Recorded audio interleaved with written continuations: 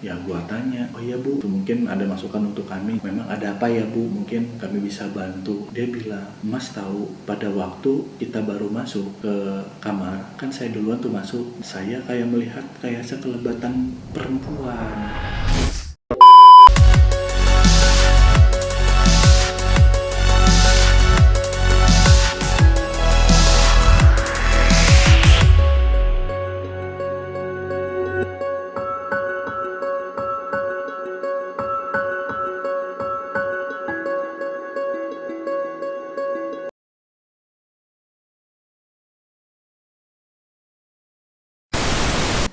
Halo abang dan po semuanya, terima kasih ya udah mampir ke channel gue, Om Rangga, obrolan Mas Rangga. Mampir!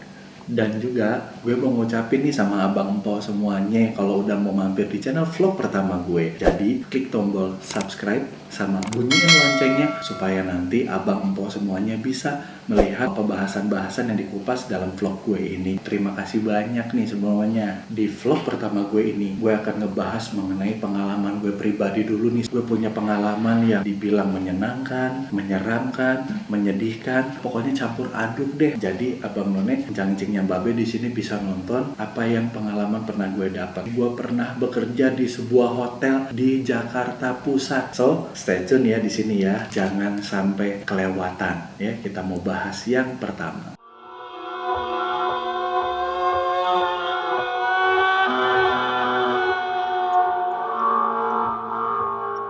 Gue pernah bekerja di sebuah hotel X di daerah Jakarta Pusat, di dekat daerah Tamrin. Kejadian ini gue pernah alami pada tahun kira-kira sekitar 2005 sampai 2006 yang silam. Pertama, gue itu bisa kerja di situ tuh karena gue diajak sama dosen gue. Waktu pas gue masih kuliah semester 1, nah kebetulan di hotel itu kan kerjanya kan shift-shiftan ya. Ada shift 1, shift 2, dan shift 3. Shift pertama itu pagi, jam 7 sampai jam 3 sore. Shift yang kedua itu jam 3 sore sampai jam 11 malam. Nah, shift yang ketiga jam 11 malam sampai jam 7 pagi. Nah, jadi seringnya nih gue masuk ke shift yang kedua. Soalnya gue paginya masih kuliah. Jadi kuliahnya pagi sampai siang. Nah, langsung gue ngacir tuh naik bis. Dulu belum punya motor. Sampai jam 3 kurang gue harus nyampe hotel. Singkat cerita, gue mulai bekerja di hotel itu. Nah, kalau untuk karyawan itu kita nggak boleh lewat lobi depan atau lewat lobi atas. Lobi yang dilewatin biasa untuk tamu ya, itu kagak boleh. Kita harus lewat bawah, lewat pintu samping, kalau nggak pintu basement. Pada pertama kali gue datang ke situ, ke hotel, ceritanya gue diterima ya kerja di situ. Gue liat basement, ya namanya basement ya,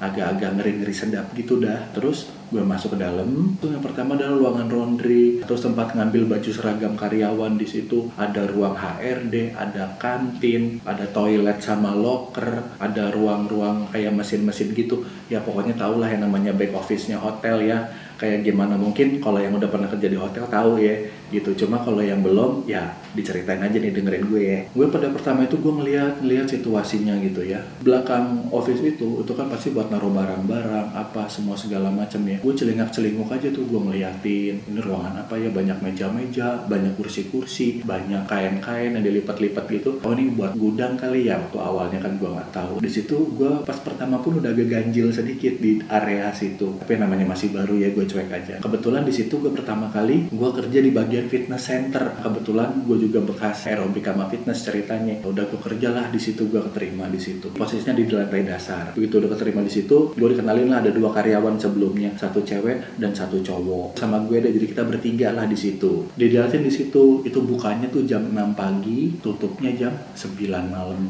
Kalau yang misalnya masuk pagi, jam 5 harus sudah datang di situ, nyiapin anduk dan ngelapin peralatan juga. Ya nyapu ngepel dikit lah ya. Malam pun juga sama. Singkat cerita, pertama itu dikasih tahu tugas tanggung jawab gue kerja di situ. Di ruangan fitness itu, pas begitu pintu masuk ada area penerima tamu. Nah terus juga ada toilet di sebelah situ. Terus juga ada area fitnessnya ya sama buat aerobiknya. Nah ada juga ruangan staffnya. Hari pertama gue masih didampingin sama senior. Sampai sekitar 5 hari dah gue masih didampingin terus. Nah pas udah mau hari ke-6 atau seminggu kerja di situ, mulai dah ceritanya mulai serius.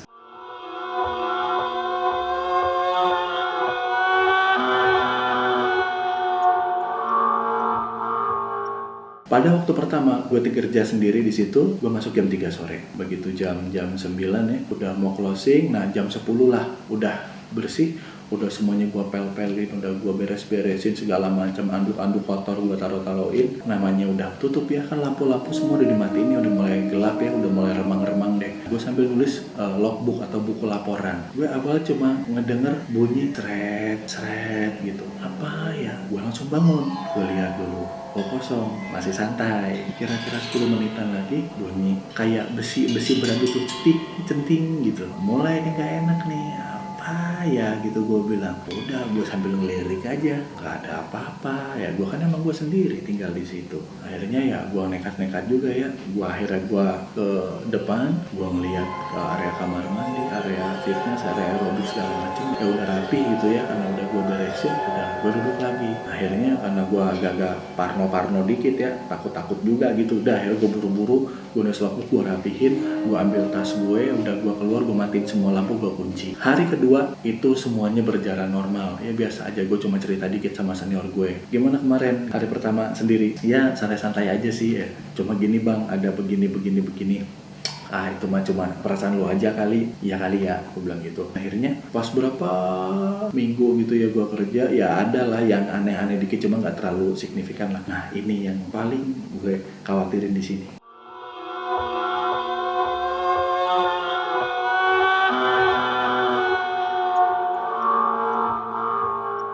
Kira-kira setelah 8 bulan atau 9 bulan gue kerja di bagian fitness center, akhirnya gue pindah tuh ke bagian front office karena ada kebetulan dibutuhkan, ada posisi yang kosong. Nah akhirnya gue apply deh, gue bilang sama manajer gue, Pak coba saya pindah ke situ. Udah gue akhirnya di approve deh, gue pindah. Namanya kerja di hotel yang bukan bintang 5 ya, masih yang di hotel bintang 3. Jadi ibaratnya kita memaksimalkan SDM yang ada, kita harus mencakup kerjaan apaan aja. Tapi tetap ada bagian-bagiannya, ada resepsionis, ada yang bawain koper tuh, ada bellboy, terus ada yang angkat telepon tuh, bagian telepon operator. Nah itu pokoknya semua kita rolling dan termasuk sampai ke kasir. Gue mau ceritain bagian yang paling seru, yaitu gue di bagian bellboy atau bagian yang bawain koper tuh, nganterin koper-koper tamu ke kamar ya. Ini yang paling gak bisa gue lupain. Pada suatu ketika ada tamu orang Jepang, dia seorang perempuan Jepang, dia sendiri, tapi dia muslim. Gue diceritain sama senior gue di situ, tuh orang Jepang tuh langganan nginep di sini, dia kalau datang dari Jepang pasti nginepnya di tempat kita, katanya gitu. Oh iya, tapi dia orang muslim, makanya kadang dia suka minta sejadah, katanya gitu. Pada waktu dia datang, lu tanya aja ya, katanya. Ya udah,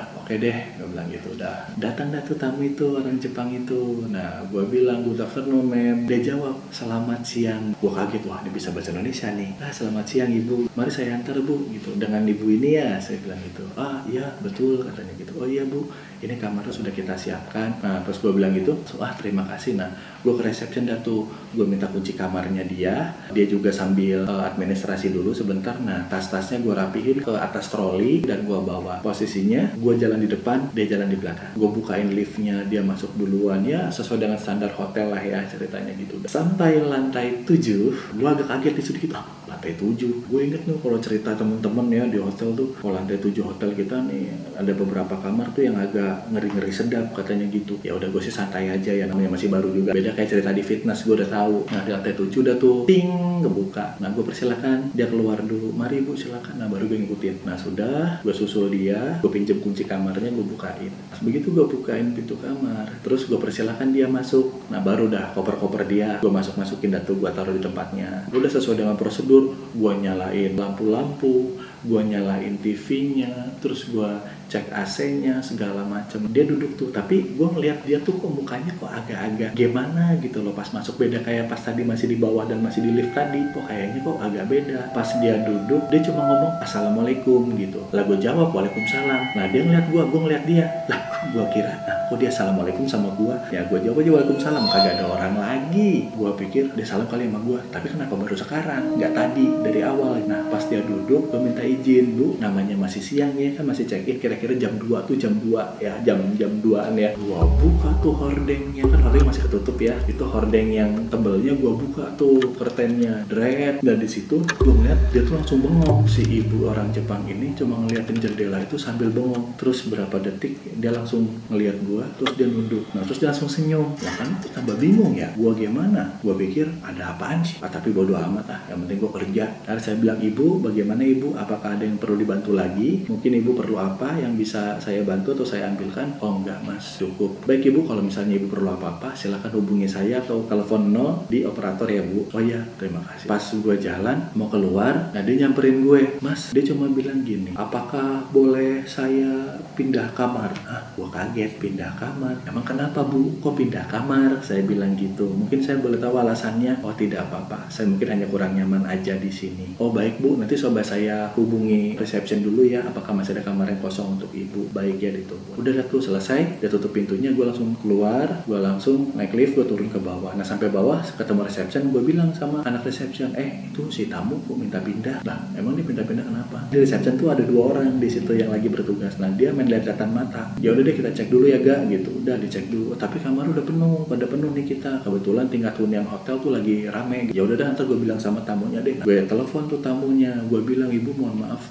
kamar kita untuk hari ini sedang penuh gitu. Jadi mohon maaf kalau tidak bisa ganti kamar. Oh ya sudah, baiklah. Saya hanya butuh sejadah. Akhirnya gue ambilin terus gue anterin. Di catatan dia itu dia nginepnya itu kan buat 3 malam. Gue kaget dia besokannya itu dia check out, dia keluar. Nah pas dia keluar dia kan butuh bellboy lagi untuk bawa troli perlengkapan peralatannya dia. Gue lagi yang bertugas kebetulan. Gue naik lagi, gue ketok kamarnya dia keluar. Oh ibu check out hari ini, nggak nanti tanggal sekian bu? Oh enggak mas, saya check out hari ini aja. Di situ gue mah ngeganjel, ada apa nih? Gue bilang gitu. Gue tanya sambil jalan tuh, ibu mohon maaf ibu kenapa check out? Ya saya kurang nyaman dengan kamar yang ini. Biasanya saya di kamar yang sebelah sana atau di lantai lain. Baru kali ini saya tinggal di kamar yang di sini di lantai 7 ini. Oh iya bu, gitu, mungkin ada masukan untuk kami. Memang ada apa ya bu? Mungkin kami bisa bantu. Dia bilang, mas tahu pada waktu kita baru masuk ke kamar, kan saya duluan tuh masuk. Saya kayak melihat kayak sekelebatan perempuan, cuma berupa kayak shadow aja, kayak bayangan gitu. Tapi rambutnya panjang, itu doang sih gitu. Bet gitu ke arah keluar, ke arah jendela.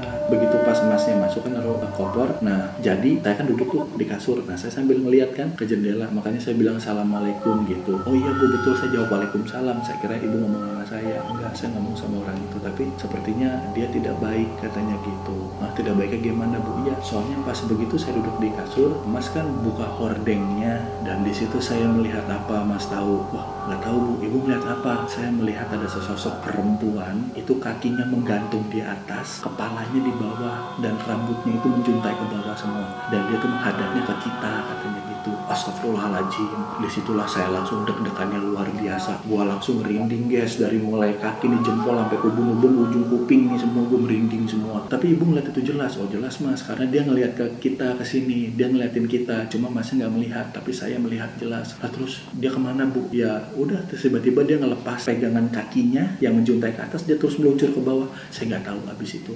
Nah makanya saya minta pindah kamar. Nah, terus ibu kan nginep 1 malam, itu gimana bu? Ya saya hanya mendengar suara ketukan tok tok tok dari luar, dan itu pun saya langsung bangun.